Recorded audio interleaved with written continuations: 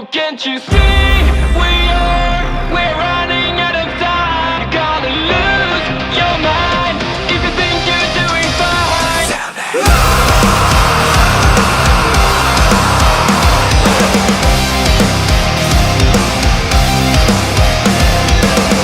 You can't describe it yet, but something is wrong. Where are your dreams now, and why don't you feel strong? Yeah, yeah. Every day, every night, you try to find yourself. Don't live your life as someone else. What's going on, ladies and gentlemen? Welcome to another installment of the Wrestling Matters podcast. Right. Hope you guys are well. Whatever it is you are doing. We here today are going to be talking about the nWo. Now, the nWo, the nWo is the best and worst, or worst to best, according to Cultaholic. So, every member of the nWo ranked from worst to best. No, there's not going to be any David Flair. No, there's not going to be any Disco Inferno. No, there's not going to be any of that other garbage. It's every member from the nWo ranked worst to best. So we're going to start off with the worst and then work our way up to the best, pretty much. So yeah, hope you guys are going to enjoy this as well. Apologies for the lateness of the podcast this lately, because I've been very busy sorting some stuff out with my family. So either way, if you don't get them on the actual Monday, you're going to get them anyway. So it's as simple as that, no matter what. It just depends on what I'm doing at the moment, because there's been a lot of stuff going on with my family. And not only that, ladies and gentlemen, the past couple of months have been a little bit rough for me. So, the past couple of weeks in general. The hard part is done, so we just bounce back now, don't we? That's all you can do, take it step by step. So, with that being said, beautiful people, here we go. Every member of the nWo from worst to best, according to Cultaholic. So here we go. Right, first one, Carl Petty. Anyway, we move on. Second one, the Nasty Boys. Carl Petty was just a NASCAR driver. Second one, Nasty Boys. Now, the Nasty Boys did join. They applied to join for the nWo. And obviously, you can know, you knew what was going to happen anyway. Because, like I say, it's not the first time something like this has happened. I mean, Hogan was the same with fucking TNA. I mean, Hogan was one of the reasons why they ended up going to TNA, the Nasty Boys. They had no business in TNA, but Hogan was one of the reasons they ended up in TNA to begin with. So, yeah, but they applied to be in the nWo. Kind of was working out a little bit, and they were going to get cleared and everything. And then one time they came out on Nitro after they pretty much kidnapped Elizabeth and beat up Macho Man, or sent messages to Macho Man at least. And then they came out wearing the nWo colors, and then Hogan denied the application, and one thing led to another, and they got basically kicked out before they even began. With that being said, though, that led to a pretty much feud, I guess you could say, with the Outsiders and the Nasty Boys. And one time they had a match, I believe it was a triple threat match, the three Faces of Fear. The Faces of Fear, Nasty Boys, and the Outsiders in a triple threat tag team match. And it was one time that Jerry Sachs thought that Scott Hall was shooting on his neck, on his bad neck. And the shit got out of hand, pretty much. So, yeah, you can imagine how that turned into. But the only reason the Nasty Boys would have probably fitted into the nWo the only reason they'd be there anyway, was because of Hogan. Anyway, moving on, Elizabeth, the next one. She was okay, but obviously when they eventually got Macho Man to join the nWo, obviously they were going to bring her in, wasn't it? So, yeah, but she didn't really do much. I mean, she was the innocent girl, but she turned into a bad girl when she joined the nWo. Yeah. it just wasn't really that much. It wasn't the worst, but yeah, it was just whatever. Next one is Louis Piccoli. Now, Piccoli wasn't a member of the nWo, pretty much. He was just basically Scott Hall's lackey, which led... And he was part of the beef of the feud with Hall and... with Scott Hall and Larry Zbyszko going into the sold-out shit show that they had, the sold-out match they had. But Louis died in 98, so it is. Now, the next one after that, I mean, like I said, Louis Piccoli, with all due respect to him, wasn't really an nWo member. He was just basically Scott Hall's lackey. That's all he was. The next one is Vincent, a.k.a. Virgil. Now, this wouldn't have happened if you believe the rumours in that, because they were actually... The name Vincent was a rib on Vince McMahon, pretty much. That's what I believe the name Vincent was from. He came in as the security for the nWo. At one point, if you believe the rumours, they were ribbing up the Godfather to be in this role. You know, they were moved up the Godfather. But it didn't happen, so they got Vincent instead. And, yeah. Hiro Sato, that was just Japan, nWo Japan. I don't know where this guy would fit, because I wasn't really... I didn't really know the Japan started. You know, I didn't really know nWo Japan that well. Apparently this guy was in it. I think he came over a few times for WCW, but he didn't come over that much. But yeah, whatever. Big Bubba Rogers, Boss Man, was the next one. Just another WWF guy, really, wasn't he? He left the Faces of Fear during that big brawl that they had and joined the nWo. We pretty much turned their back on WCW and joined the nWo. And then he ended up getting kicked out of the nWo, which led to the whole Ray Who. You know, because his real name's Ray Traylor. Yeah, just another WWF guy, wasn't it, really? Next one, Michael Wall Street. I knew at some point that he would get invited in, because him and DiBiase were used to be tag team partners, you know, Money Incorporated, ladies and gentlemen. So I knew at some point when I saw this back in the day, he would get invited. Did he fit? No. Was he a good wrestler? Yes. It just was what it was, really. But yeah, I knew Trillionaire Ted would probably get him in. But yeah, WCW wanted it back, but he told WCW to stick it in, and I'm going to Japan instead when he left. Hiroshi Tenzai, he was just another nWo Japan member, really. So I can't comment on most of these guys, but I mean, he did appear in WCW, but he was mostly nWo Japan, pretty much. You know, I mean, I'd love to know what the friggin' hell what they were like over there, but anyway. It is what it is. Next one's Rick Rude, the only man to appear on Monday Night Raw and WCW in the same night. The tape version of Raw where he had the beard, and he was so slick, he thought, I'll shave the beard off and come on Nitro on the same night as well. So, yeah. But he was a member of the nWo, but mostly he was manager of his best friend, IRL best friend, Curt Hennig, as well. So, they were quite the duo, Hennig and Rude. They were quite the duo, man. Quite the duo. But yes, them two go back a long way. The next one was Dusty Rhodes. I don't know whose idea it was for this guy to join the nWo. I really don't. I guess it was a case of somebody who had juice, basically, who had some pull, who had some star power. And if it was anybody who had star power, it was Dusty. And I suppose him and Hall had a background because of the guys he trained and who he brought and who he mentored and everything.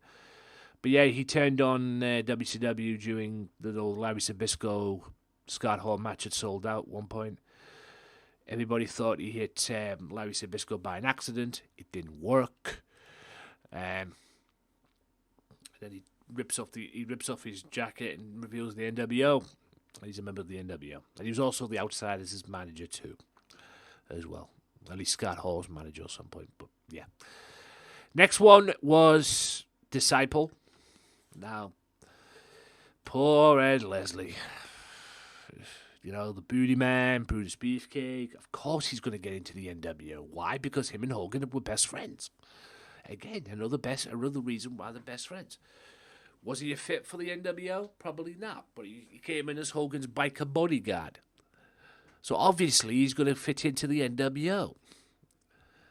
If you roll with Hogan, you're going to fit in. It's as simple as that.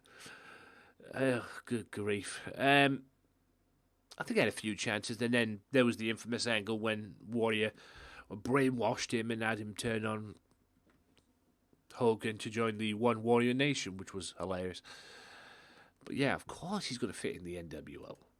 Of course he was going to fit in the NWO. Why? Because he's Hogan's best friend. Another WWF guy, God rest his soul, Bryan Adams. No, this guy was a perfect fit. Having just come off WWE, or having just left WWE to join WCW, and he was the leader of the old DOA, Disciples of Apocalypse. So obviously he was going to fit in. And he was a perfect fit, to be fair. You know, like I say, him and Hogan go way back.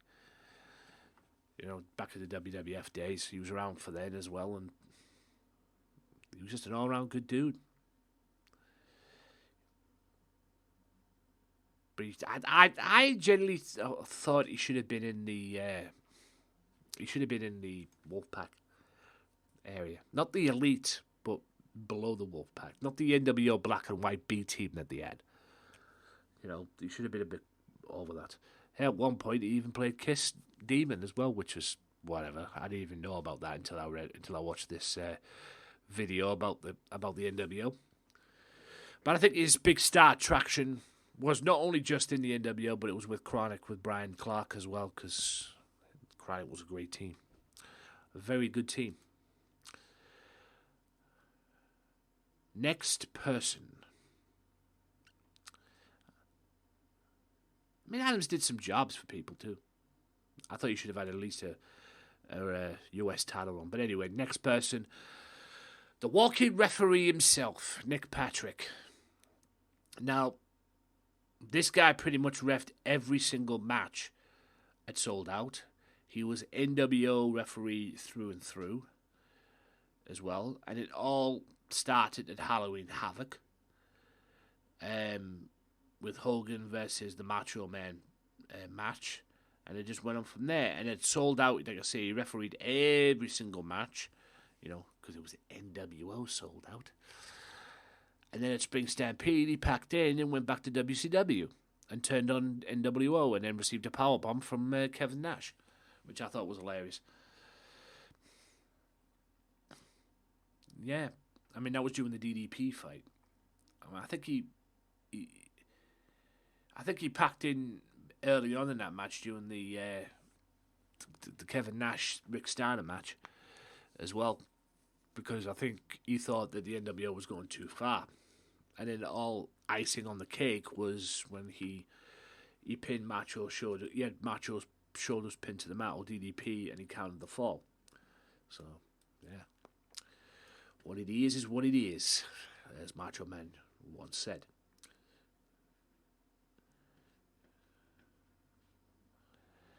So, next on the horizon was, what's his name? Trillionaire Ted. Now, I felt sorry for Trillionaire Ted here. I did. I felt sorry for $1 Million Man. I really did. Because he was brought in as the Ted Turner to the NWO. And he was also brought in as the mouthpiece for the NWO as well. And it was a perfect fit. It really was. It was a perfect fit.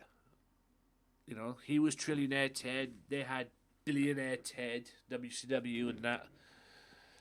But it all got killed when Bischoff saw the momentum and decided to join the NWO himself as part of the angle, and basically took the spot from Ted DiBiase. And then Ted DiBiase ended up leaving the NWO and went and managed the Steiner Brothers. Pretty much. He went away for a bit, came back and turned on them.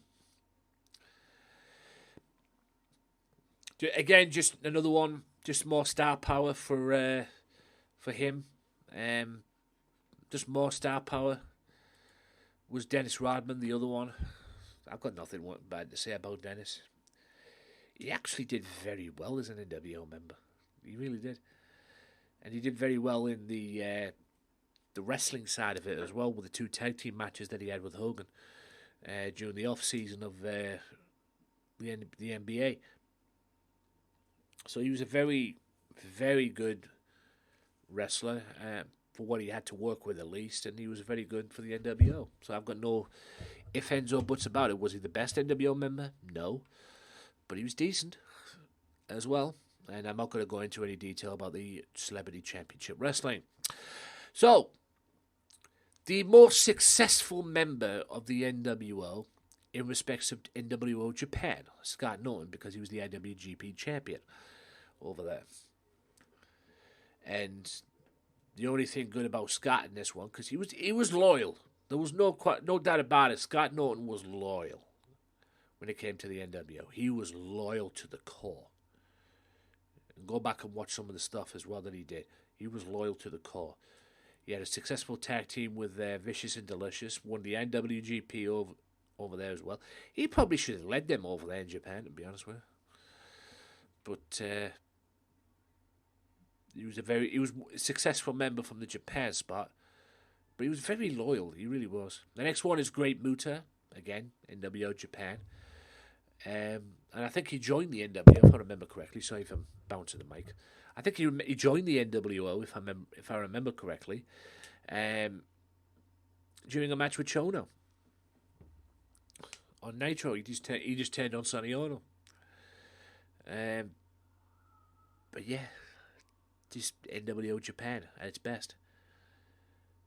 And and Chono convinced him to join the NWO, and he did. Was he a fit? I don't know. I'll leave that for you to decide. But he looked cool with the NWO face paint, I'll be honest with you. But Chono and Muta knew each other very well from Japan, and why not?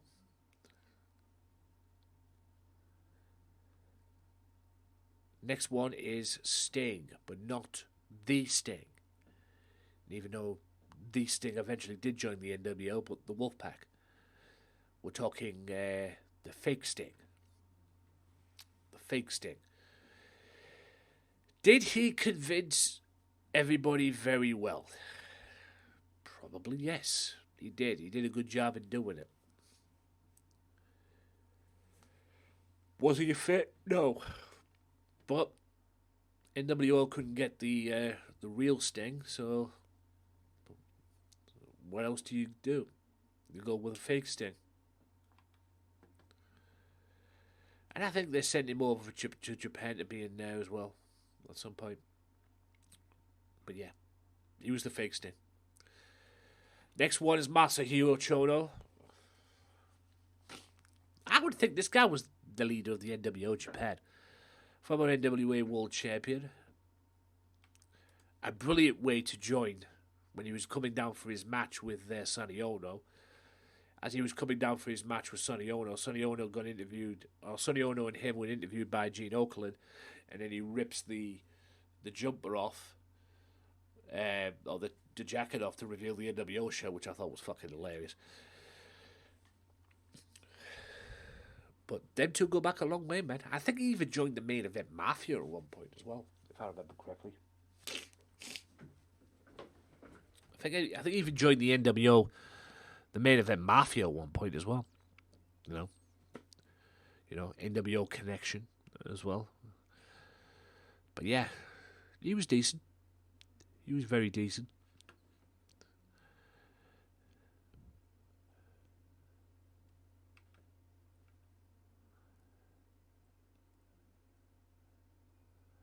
Buff Bagwell was the next one.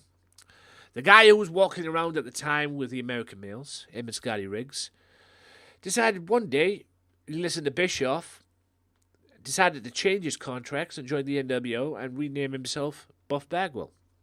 Hence Buff Bagwell was born. And he was a big hit. A big hit for the NWO. He really was.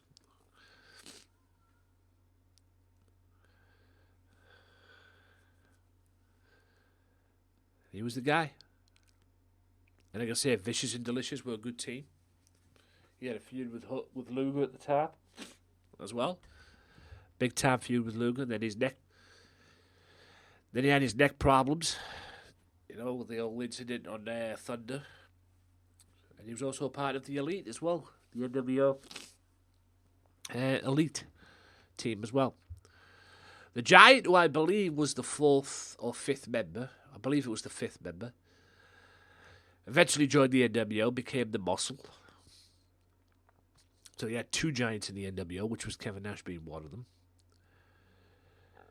And, he came out and beat everybody up. Everybody thought he was going to save WCW from the NWO and everything, help out the Faces of Fear and the Horsemen. Nope, he turned on the Faces of Fear and beat up the Horsemen as well, along with it. And then the NWO, from that point on, when it was 5 of them at that point, Nash, Hall, Hogan, Giant, and DiBiase, pretty much caused havoc. And then X-Pac eventually joined. The whole thing went to shit with the Giant when he won World War III and demanded a world title shot against Hogan. And then they kicked him out.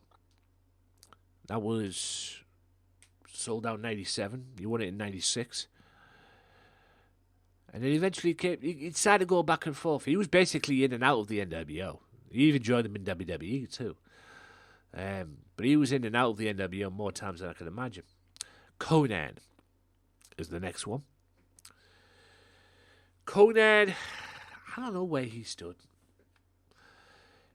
You know, I remember this guy mostly for the Wolfpack. During his NWO run, he was basically feuding with the Luchadors. Because everybody thought the Luchadors, because, you know, they played the angle where he turned his back on the Luchadors. I think he was more of a hit in the NWO Wolfpack than he was the Black and White. And that's saying something. As well, and he had a tag team run with Scott Norton as well, and he also joined from the Faces of Fear as well. I can't remember how he joined the NWO. I really can't. I think he may have joined them through the Faces of Fear. You know, that big battle royal, but he was more successful in the Wolfpack. He was more of a hit in the Wolfpack because he won the television title in the Wolfpack as well. As part of the Wolfpack. Speaking of Wolfpack, Curt Hennig. This guy came in. He was meant to join the Four Horsemen. He got offered. He came in and declared himself a free agent. And then Flair wanted him to join the Horsemen. You know, let's have him join the Horsemen. And then NWO pitched in with their pitches as well, and whatever. And then the whole thing went down with Arn when Arn Anderson had to retire, unfortunately. And then not only that, he had to retire, but not only that, he got offered the enforcer spot of the, the enforcer spot of the, what they call it, of the Horsemen, which I thought was decent and pretty cool as well. But, yeah, that all went to shit, didn't it? All went to shit at War Games, excuse me. Yeah, it all went to hell at War Games. You know, it all went to hell at War Games because he turned on the Horseman and put Ric Flair on the shelf and joined the NWO. So, yeah, pretty much. I think it was all a trap, to be honest with you. That's what led to the Hennig and Flair feud at that point as well. But Hennig was a perfect fit for the NWO, and that's not a thing. You know, that's not a pun or anything like that. It's facts. He was a perfect fit for the NWO because he could wrestle, he could go, he could work with people good, and then he joined the Wolfpack. But it didn't last long in the Wolfpack because at 98, Great American Bash 98, he ended up going back to black and white, and not only that, down the road, and there was the West Texas Rednecks. Anyway, next one, Scott Steiner, Big Papa Pop, or White Lightning as he was first called when he first joined the NWO. Well, tag match at Super Brawl, Starters and the Outsiders. The rest is history. They get into their pose. Steiner beats up his brother, hands the tag titles back to the Outsiders, joins the NWO. Big Papa Pump is eventually born as well, and he went on to have a big run. Eventually ended up winning or becoming the second from last WCW World Champion as well. So he was a hit, and he even got back together with Rick at some point as well. And Rick at one point, when Hogan was having his presidential mindset, I think he even took over as the NWO Black and White leader as well. So you can imagine when that happened. Next one, Six Pack, of course. 1, 2, 3 Kid himself. Of course he was going to fit, because he was the Click. You know, the Click. He came in as a leader. I think he let down NWO propaganda. Nitro came in, and him, Hall, and Nash formed the original Wolfpack as well. So there was the incident with the Steiners. He had a great match with Dean Malenko, and then because of an injury, he got fired. Yeah, he got fired because of the injury, which propped the feud between Hogan and Nash. And at one point, if you get the stories told, Nash wanted to kill Bischoff. So yeah, and he ended up going back to WWE eventually to join DX. So basically, he was a part of both of them, both the Click groups, DX, the NWO. Next one is Randy Savage. I knew this guy would eventually join when he first joined WCW. I knew he would eventually join. He was feuding with the NWO, mainly Hogan, when he first joined. Well, when Hogan turned his back on him because of the Bash of the Beach saga, and he was getting nowhere with him. It was getting nowhere. And then after the Halloween Havoc saga, he took a break, sabbatical, came back at Super Brawl and turned on WCW, helped Hogan retain against Roddy Piper. And then one thing led to another, and he had this rivalry with DDP that put him on the map. So he was a massive hit, man. And yes, he was Hogan's on-again, off-again best friend. And then eventually was one of the founding members of the NWO Wolfpack as well. So, yeah, he was a big hit. And he had the rivalry with Brett. Just great.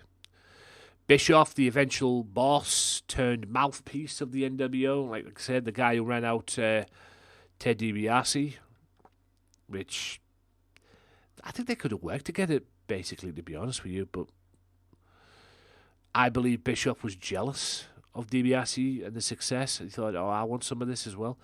He even said it himself. He joined the NWO to create anarchy within the company. And he did. He did a good job of it as well, with the Ric Flair stuff and everything like that, and the other stuff that happened as well. But I don't know. Bischoff was definitely on cloud 9. running WCW, running the NWO as well. So, and yes, he was the mouthpiece for the what they call it as well, the NWO sold out thing as well. It was just, but he was the mastermind behind the whole success. When it was NWO, WCW, him and Hogan ran the company, mostly him. Although the founding father of the NWO, Mr. Scott Hall, may he rest in peace, did not want to leave WWE. I would think if Vince McMahon, gave him what he wanted just to keep him on the books and everything, and eventually gave him that. I'll try to think if we didn't have an NWO, but he left WCW to go to he left WWE to go to WCW, and the NWO was formed. Him and Hall raising hell up until the Bash at the Beach, when they eventually brought in Hogan, and the rest is history, as they say. But these two were the original members, the founding members. Yes, Hogan was the third, but these two were the guys that created all this madness which led to the NWO, without a doubt. Without a doubt. Won so many tag titles as well. He should have had a run with the world title, to be honest with you, but that's just me. Next one is, of course, Kevin Nash, Mr. Big Daddy Cool Diesel, Big Sexy, whatever you want to call him. Yeah, I genuinely believe if the Outsiders didn't leave WWE, there wouldn't have been an NWO. They raised hell, man. He raised hell. Hall raised hell.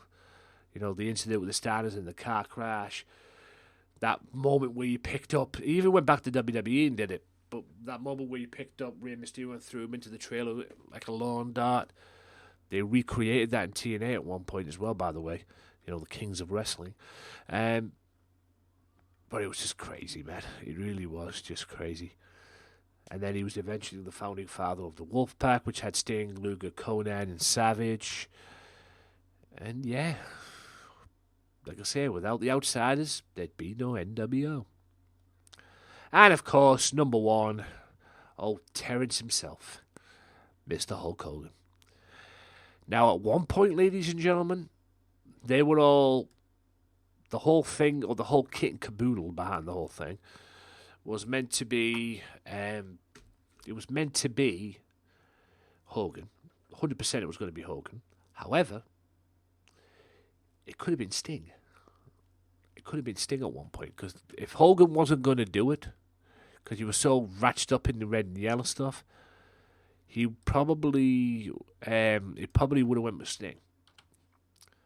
But like Kevin says, good thing Hogan's knows the money, where the money's at. Would it have worked with Hogan? Would it have worked with Sting rather as a lead of the NWO? Who knows? Who knows?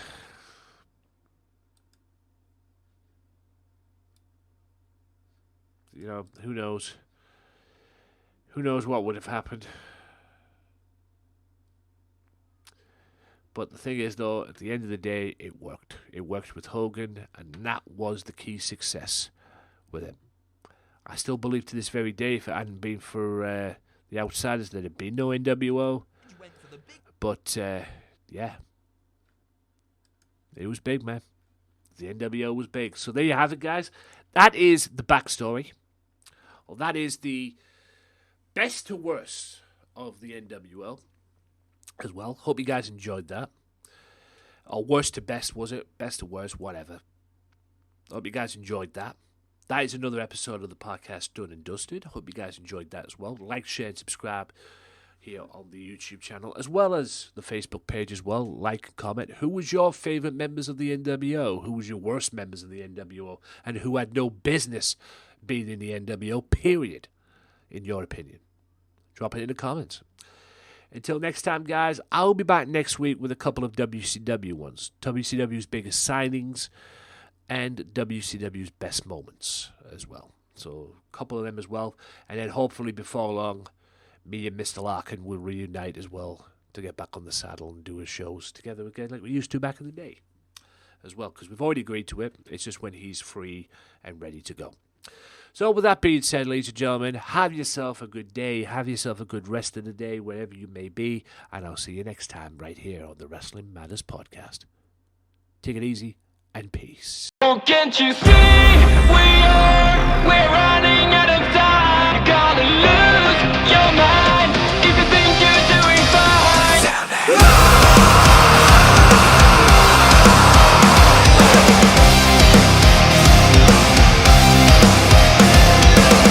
You can't describe it yet, but something is wrong.